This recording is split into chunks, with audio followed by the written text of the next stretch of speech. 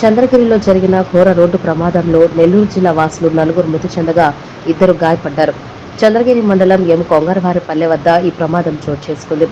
ఇందుకూరుపేట మండలం నుంచి Vellore CMC hospital కు వెళ్తుండగా కారు అదుపు తప్పి డివైడర్ ను ఢీకొన్నది.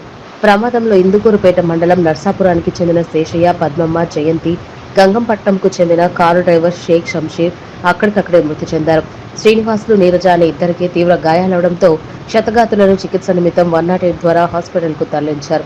వీరిలో ఒకరి పరిస్థితి విషమంగా ఉంది. సమాచారం అందుకున్న చంద్రగిరి పోలీసులు ఘటనా స్థలానికి చేరుకుని కేసు దర్యాప్తు చేస్తున్నారు.